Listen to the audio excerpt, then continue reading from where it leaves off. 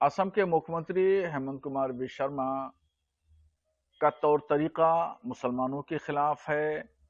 जब से मुख्यमंत्री बने हैं आसाम में, घुसपैठिए कहकर, बांग्लादेशी कह करके मुसलमानों को इताब का शिकार और मुसलमानों पर जुल्म और ज्यादती कर रहे हैं। अब इलेक्शन करीब हैं तो इलेक्शन की वजह से वो और ज्यादा उग्र हो गए हैं मुसलमानों के खिलाफ, और वो यहां तक कह रहे हैं कि अगर मुसलमानों की आबादी बढ़ती रही तो एक दिन आएगा कि ये बांग्लादेश का हिस्सा हो जाएगा।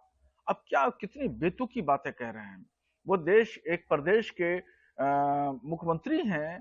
प्रदेश के मुख्यमंत्री होने के नाते उनको इस तरह की भाषा नहीं बोलना चाहिए।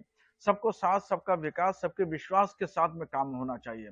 मगर उन्होंने प्रधानमंत्री के इस नारे को उठा के ताक पर रख दिया है और मियां मियां कह करके मुसलमानों को वो गालियां दे रहे हैं। उनको सुप्रीम कोर्ट का भी कोई लिहाज पास नहीं है।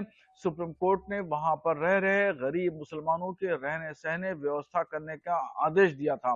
इसके बावजूद भी वो सुप्रीम कोर्ट के आदेश को मानने के लिए तैयार नहीं है और तरह तरह के हीले और बहाने और दलीलें दे रहे हैं। वो ये चाहते हैं कि किसी भी सूरत से मैं दूसरी मर्तबा मुख्यमंत्री बन जाऊं, मगर अब ये मुमकिन नहीं है। अब दूसरी मर्तबा हेमंत कुमार विश्व शर्मा मुख्यमंत्री बनने वाले नहीं हैं। उन्होंने मुसलमानों को गाली देने में रिकॉर्ड तोड़ दिया है। और मियाँ शब्द को लेके फिर से उन्होंने एक बात उठा ली, क्या कहेंगे?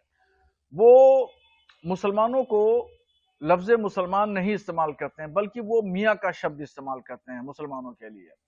और ये खास तौर पर जब उनको तंज करना होता है, क्रिटिसाइज करना होता है मुसलमानों पर, तो लफ्ज मियाँ इस्तेमाल करते हैं। और उसको मौलाना बदरुद्दीन अजमल जो यूडीएफ के चीफ हैं, उन्होंने मियाँ का शब्द हेमंत कुमार विश्व शर्मा के लिए इस्तेमाल कर दिया। इसलिए हेमंत जी को नागवार गुजर रहा है और उनको तकलीफ हो रही है। तो ये शब्द है, इस शब्द का इस्तेमाल कोई किसी एतबार से भी कर सकता है। वो हमेशा मुसलमानों को टारगेट करते थे, इस बार मौलाना बदरुद्दीन अजमल ने टारगेट करके मियाँ का शब्द उनके साथ चुभो दिया है। इसलिए उनको तिलमिलाहट है और परेशानी है। मतलब बजट